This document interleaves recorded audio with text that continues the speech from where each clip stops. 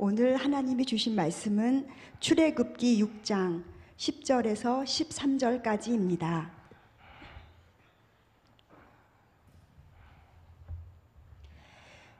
여호와께서 모세에게 말씀하여 이르시되 들어가서 애굽 왕 바로에게 말하여 이스라엘 자손을 그 땅에서 내보내게 하라. 모세가 여호와 앞에 아뢰어 이르되 이스라엘 자손도 내 말을 듣지 아니하거든 바로가 어찌 들으리이까? 나는 입이 둔한 자니이다. 여호와께서 모세와 아론에게 말씀하사 그들로 이스라엘 자손과 애굽 왕 바로에게 명령을 전하고 이스라엘 자손을 애굽 땅에서 인도하여 내게 하시니라. 아멘. 아멘.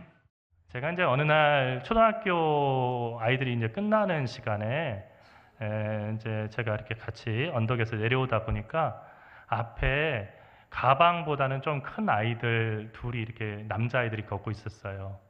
작은 아이들인데 한 아이가 이제 옆에 아이한테 사는 게 참 힘들다 하고 얘기하니까 옆에 있는 애가 사는 게 다 그렇지 하고 이렇게 얘기하는 걸 봤어요. 제가 제 귀를 의심했어요. 이게 정말 꼬마들이 할 얘기가 아닌데 사는 게 참 힘들다. 그러니까 사는 게 다 그렇지. 가만히 보니까 이 아이들이 학교를 끝나고 또 학원을 가야 되는 거예요. 그러니까 너무너무 힘든 거예요. 매일 쳇바퀴 돌듯이 학교 가고 학원 가고 또 집에 오면 숙제하고 그러니까 힘들더라는 거예요. 그래서 제가 그날 사실은 되게 힘들었었거든요. 왜 이렇게 목회하는 게 이렇게 힘들까 지쳐 있었는데 그 아이들을 보면서 니네들도 힘들구나. 좋은 때라 생각했는데 니네들도 힘들구나 해서 제가 용기를 얻었어요. 여러분, 우리의 삶이라고 하는 것은 나이가 많고 적음 그리고 재산이 많고 적고 이것과 상관없이 항상 불안과 두려움이 우리들의 삶에는 있어요.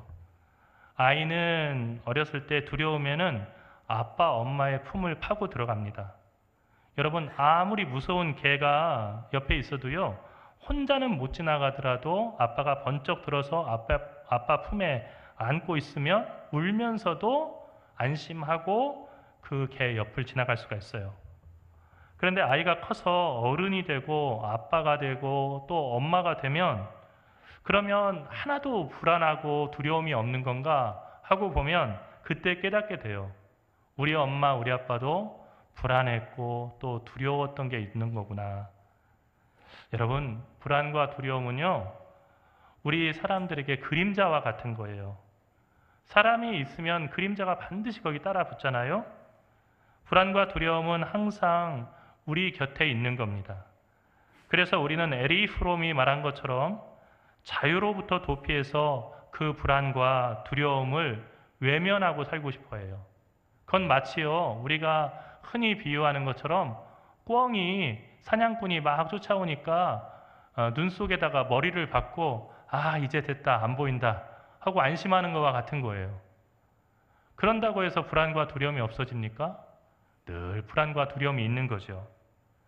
여러분이 오래전에 봤었을 그 영화 가운데 쇼생크 탈출이라고 하는 영화가 있습니다. 전 이 영화를 참 많이 봤는데요, 볼 때마다 또 감동이 새롭더라고요. 우리 인생의 축소판이에요. 브룩스라고 하는 그 죄인이 그 영화에 나오는데 이 죄수는 우리가 가진 불안과 두려움이 얼마나 강력하고 파괴적인지를 보여주는 좋은 예입니다. 이 브룩스라고 하는 죄수가 수십 년간의 장기 복역을 잘 마치고 감옥 밖의 자유로운 세상에 나오게 됐습니다. 그리고 취직도 하게 됐어요. 그런데 어찌된 일인지 감옥 안에 있을 때보다 감옥 바깥에 있는 삶이 너무 불편하고 불안합니다. 화장실에 갈 때 화장실 갔다 와도 돼요? 라고 물어보는 것이 습관이 돼 있는데 그걸 물어보니까 그걸 왜 나한테 물어보냐고, 화장실 가면 되지. 이런 하나하나가 너무 익숙하지 않은 거예요.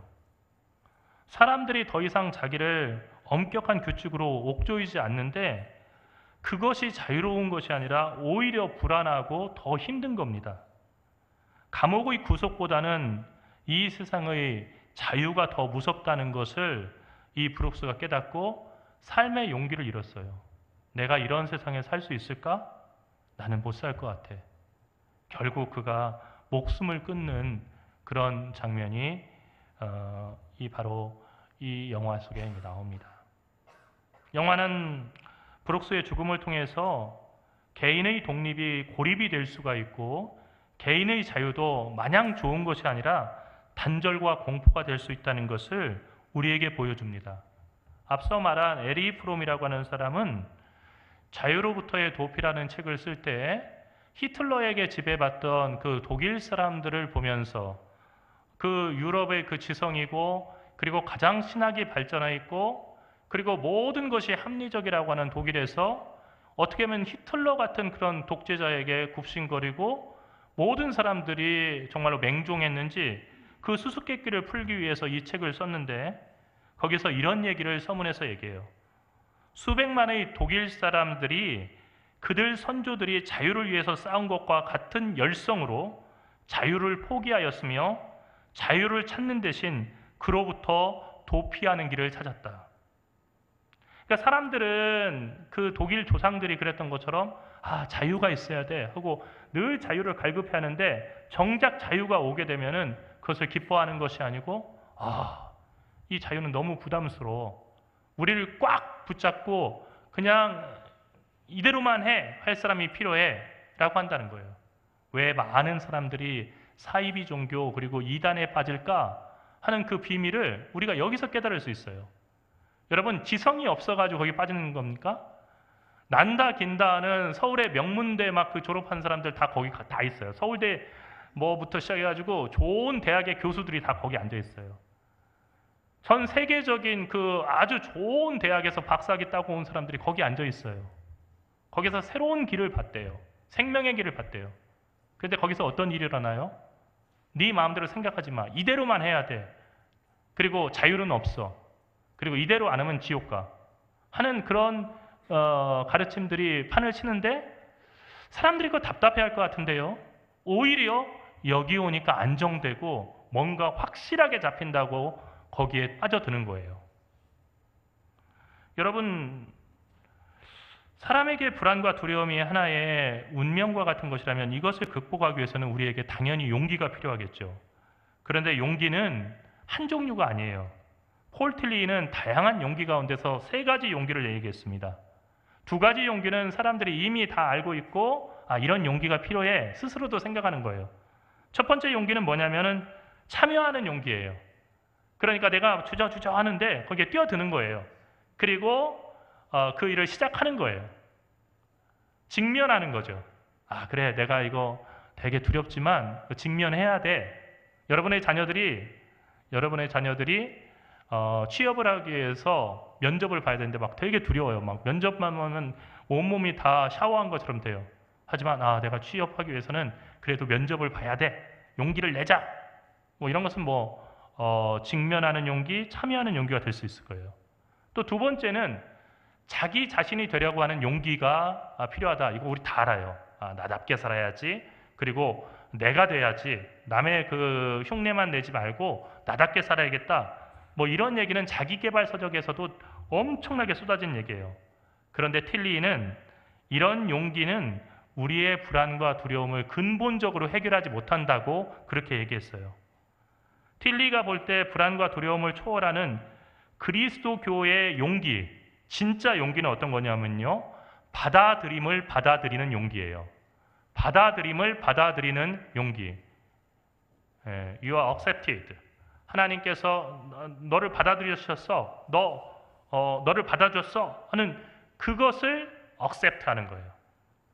그것은 우리가 죄인임에도 불구하고 하나님께서 우리를 받아들여주셨다고 스스로 선언하는 용기예요. 그런데 이 용기를 가졌다고 해서 불안과 두려움이 다 사라지는 건 아니에요.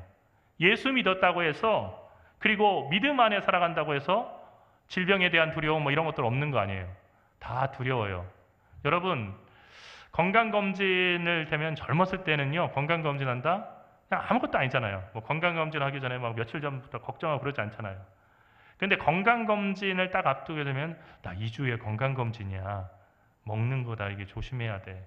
평상시에 조심해야지. 2주 전에 뭐 조심한다고. 근데 이거 또 고지혈 나올지 모르겠어. 조금 조심해.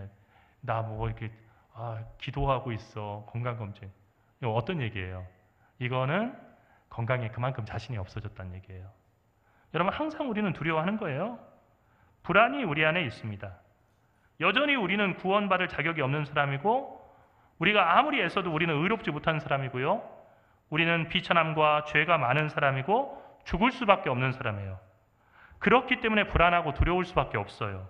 하지만 이러한 죄책감과 삶이 무의미하다는 이런 생각들, 그리고 나는 무력해, 살아갈 그런 맛도 모르겠고, 그리고 아무 일도 할 그 힘이 없어, 내가 이렇게 해서 산다는 게 무슨 의미가 있는지 모르겠어, 또 우리를 매 순간 위협하는 죽음에도 불구하고 하나님께서 나를 사랑하시고 그 사랑 안에서 나를 받아들이셨다고 하는 확신이 있게 되면 우리가 용기를 얻을 수 있게 되고, 그 용기를 얻게 될 때 우리 곁에 항상 따라다니는 그 불안과 두려움을 극복할 수 있다는 거예요.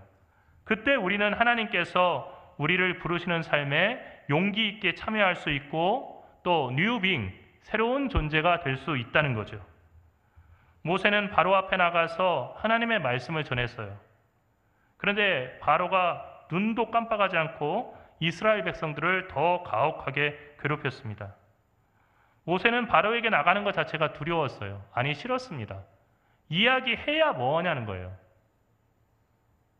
하지만 하나님의 말씀에 순종해서 바로에게 나가서 하나님 말씀을 전했는데, 그러면 바로가 좀 바뀌어야 되는 거 아닙니까? 상황이 전혀 바뀌지 않았습니다. 믿음은 바로 그런 순간에도 하나님에 대한 소망을 버리지 않고 하나님을 사랑하고 하나님의 계획을 신뢰하는 겁니다. 그러므로 소망이 사라질 때 거기에 믿음이 설 수가 없습니다. 하나님은 모세를 다시 불러서 말씀하셨습니다. 애굽 왕 바로에게 나가서 말하기를 이스라엘 자손을 그 땅에서 내보내라고 그렇게 전해라. 근데 이 일은 이미 해봤지 않습니까? 한번 실패했잖아요. 반응이 없었지 않습니까? 또 그 일 때문에 이스라엘 백성들은 더 힘들어졌고, 이스라엘 백성들조차 나가서 말씀을 전해봤더니 모세의 말을 듣지 않았어요. 이런 상황에서 하나님은 토시 하나 다르지 않은 똑같은 말씀을 전하라고 모세를 다시 부르시고 등을 떠미시는 거예요. 그리고 앞에서 끄시는 거예요. 여러분, 이 답답함이 어떤 건지 아십니까? 설교가로서 저는 그 답답함을 목회를 하면서 이렇게 느꼈어요. 성도들이 이 부분이 바뀌면 정말로 그 삶이 놀라웠게 변화될 것 같은데요. 그것을 하나님의 뜻으로 전하는데 전혀 글쎄 올시다예요. 참고는 하겠지만 저는 그렇게 살고 싶지 않습니다. 하나님은 그들의 삶이 바뀌기를 원해서 계속해서 말씀해 주시는데, 글쎄요, 저는 별로 그렇게 살고 싶지 않아요. 저에게는 제가 가고 싶은 길이 있습니다. 굳이 하나님의 길로 나를 이끌려고 하지 마십시오. 나는 내가 가고 싶은 길이 있습니다. 그렇게 가면은 정말로 큰일 나요. 그래서 하나님은 주의 사람들을 불러서 경고하게 하시고 말씀을 전하게 하시고 바른 길을 인도하시는데 말을 정말 안 듣죠. 말을 정말 안 들어요. 여러분 자녀들 보면서 야, 너 왜 이렇게 말을 안 듣냐? 그런 막 그 속 타는 마음으로 이렇게 혼내실 때가 있잖아요. 예.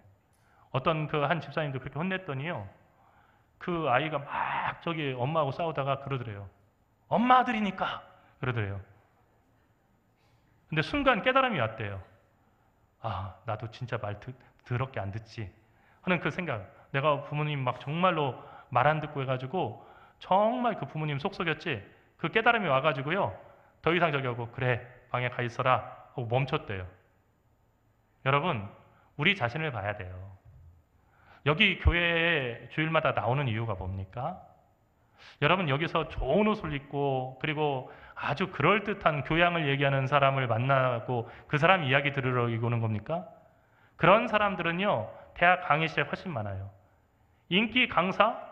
여러분, 요즘에는 TV만 틀어도 넘쳐납니다. 그리고 인용하기 좋은, 그리고 카카오톡에다가 한 구절 시를 이야기요?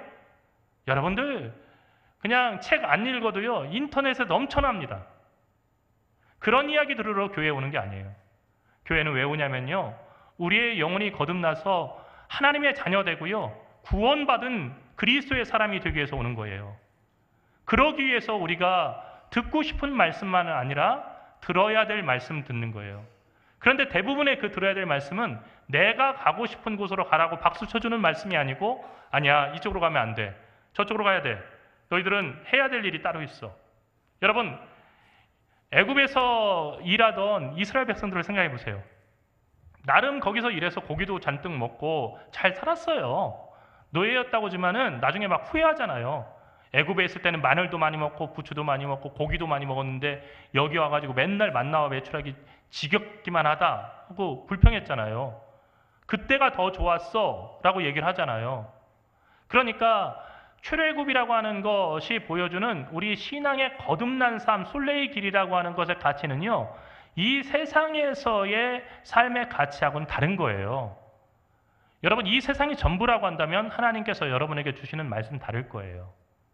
이 세상이 전부가 아니고 죽음을 넘어서 불멸과 영생이 있기 때문에 여러분이 불멸과 영생을 얻게 하기 위해서 영생을 얻도록 하나님께서는 오늘 또 여러분을 훈계하시고 여러분을 교훈하시며 여러분을 돌이키게 하시는 줄 믿습니다.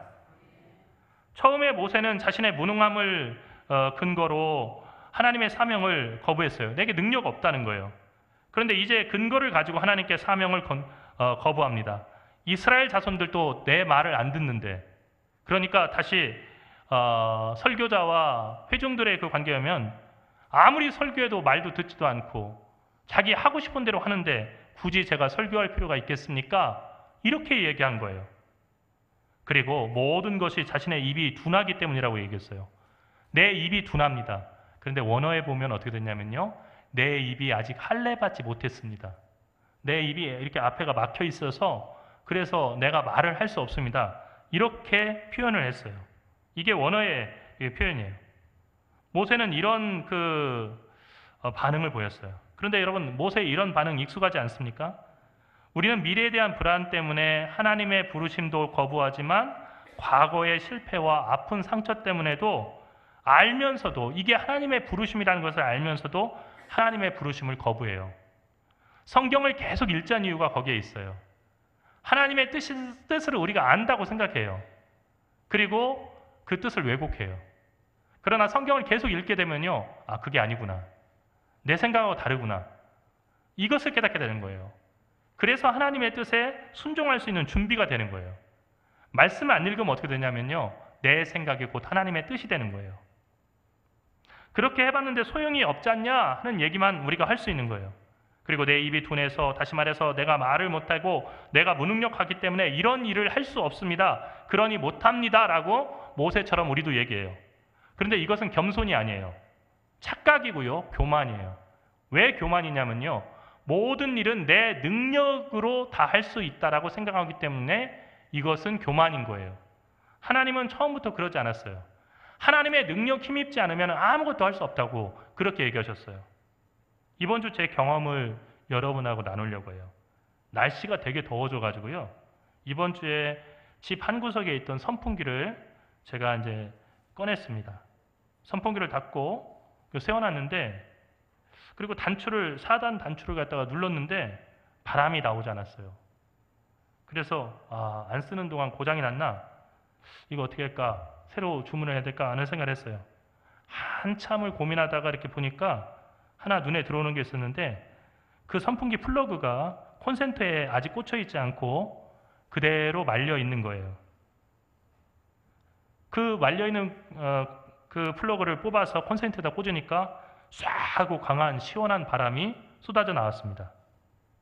여러분, 평범한 일이지만요, 선풍기에 강한 의지가 있어도 전기가 공급되기 전까지 선풍기는 아무것도 할 수 없다는 그런 엄청난 진리가 이 안에 들어있어요. 모든 것을 내 능력으로 한다는 인간의 오만한 생각은요, 무지요 불신앙이에요. 이거는요, 내가 전기가 없어도 내 노력과 의지를 가지고 내 날개를 돌릴 수가 있고, 그래서 시원한 바람을 한번 내보낼 거야 라고 생각하는 선풍기의 착각과 같은 거예요.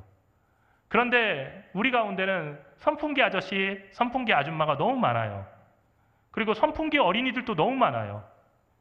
왜냐하면 선풍기 아저씨, 선풍기 아줌마가 부모님이시기 때문에 어렸을 때부터 그렇게 들었어요.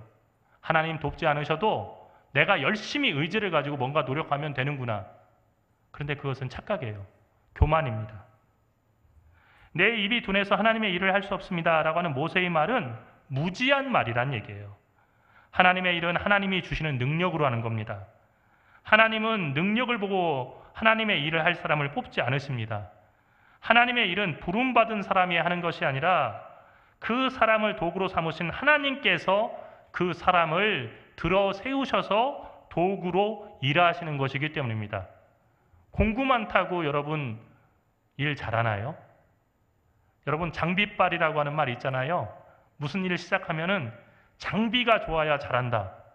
이 장비빨에 꽂히기 시작하면 패가 망신할 수 있죠. 골프 치면서도요. 골프 이제 시작한 지 얼마 되지도 않아요. 스윙도 제대로 되지 않아요. 근데 가만히 이렇게 골프장에서 이렇게 필드에서 보니까 내가 골프를 못 치는 게 내 실력이 부족한 게 아니었네. 저기 프로 선수들은 다 저런 거 쓰는구만. 저거 사면은 내 골프 실력이 느는 거야. 그러니까 돈을 투자하면 땀 안 흘리고도 내가 골프 실력 늘릴 수 있어. 여러분 이게 맞는 생각이겠습니까? 말이 안 되는 얘기죠. 그런데 우리는 일상생활에서 이런 생각을 너무 많이 하고 있는 거예요. 여러분 도구가 많다고 일 잘하는 게 아니에요. 우리가 얼마나 스펙을 잘 쌓았냐고 해서 하나님 일을 하는 게 아닙니다. 사람이 할 일을 하나님께서 죄인된 자신을 받아들이시고 충성되이 여기셔서 사람이 할 일이라는 건 그런 거예요. 하나님께서 내가 죄인임에도 불구하고 나를 받아들이셨구나. 나를 충성되이 여기셨구나. 그래서 하나님의 일을 맡기셨구나. 이거를 깨닫고 감격하고 하나님이 하라고 하면은 겸손하게 예 하고 그거 따라가면 되는 거예요. 여러분 교회에 필요한 일꾼은 그런 사람들이에요. 예 하고 순종할 수 있는 사람이에요. 그래야 거기에서 역사가 나타나는 거예요. 여러분 성경에 보면은 사울과 같이 뛰어난 그런 사람들이 많이 있었어요. 그런데 이 사울이 정말로 이스라엘의 왕 가운데서 가장 뛰어난 외모를 가지고 있었지만 가장 큰 일을 했냐? 그렇지 않았어요. 이스라엘의 왕 가운데서 다윗은요 외모로서 그렇게 뛰어난 사람 아니었어요. 그러나 큰 일을 했어요. 왜 그러냐면 하나님께 붙들림 받았기 때문입니다. 사랑하는 성도 여러분, 하나님은 우리가 가야 할 길로 우리를 이끄시는 하나님이십니다. 우리는 갈 길을 알지 못합니다. 하지만 하나님은 아십니다. 우리가 가야 될 선한 길을 아시고 우리를 그 길로 강권해서 가게 하십니다.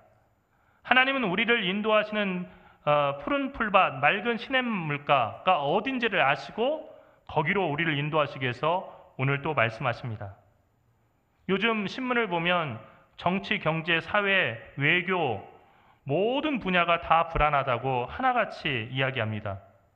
또 출산율 0.6명의 시대가 되어서 미국의 한 학자, 전문가인 한 학자가 곧 대한민국은 지구상에서 자연 소멸할 국가 1위라고 하는 끔찍한 예언을 내놨습니다.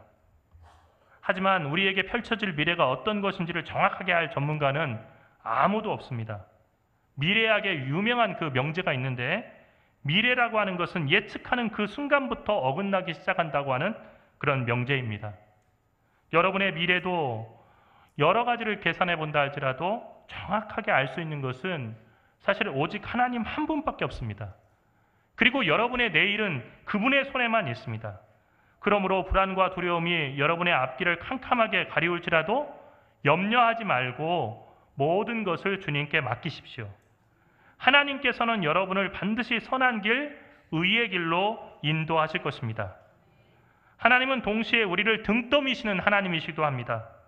용맹한 군인들이 지상에서 몇 주간 기초 공수훈련을 받지만 처음으로 수송기나 그리고 치누크 헬기를 타고 낙하산 강화를 하기 위해서 하늘로 올라가는 것은 정말 두려운 일입니다.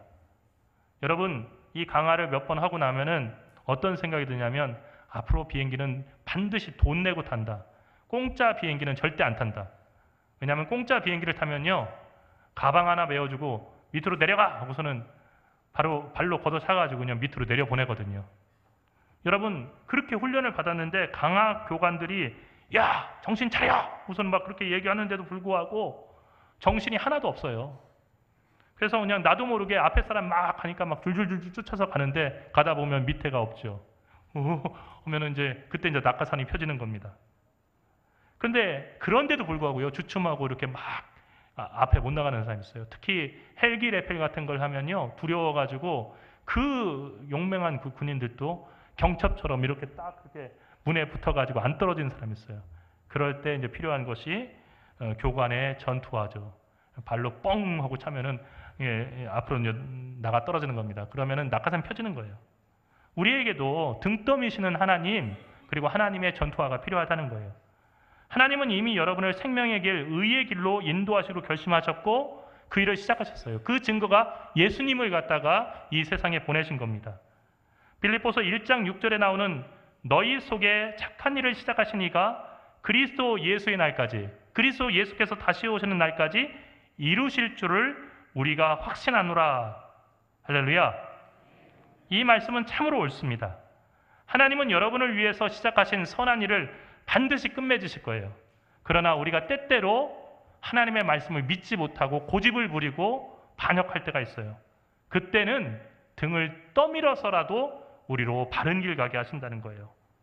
때로 두려움과 불안, 불신앙에 넘어져서 가지 못할 때 하나님은 끌어주시고, 그리고 우리가 두려움 속에서 가지 못할 때 우리의 등을 떠밀어서 앞으로 가게 하신다는 거죠. 여러분을 사랑하시기 때문입니다. 무엇이 이 사랑으로부터 여러분을 떼어놓을 수 있겠습니까? 하나님의 사랑을 믿고 한 걸음 앞으로 나가십시오. 주님의 말씀하시는 대로 가라면 가고 서라면 서는 믿음의 자녀들이 되시기를 간절히 축원합니다. 기도하겠습니다. 살아계신 하나님, 은혜와 사랑을 감사합니다. 주님을 믿노라 하면서도 우리는 완악한 존재입니다. 바로처럼 자기의 확신 속에서 하나님에게 반역하기도 하고, 또 이스라엘 백성들처럼 정말로 하나님의 은혜를 다 잃어버리고 배은망덕하게도 하나님을 저항하는 그런 어리석음을 보이기도 합니다.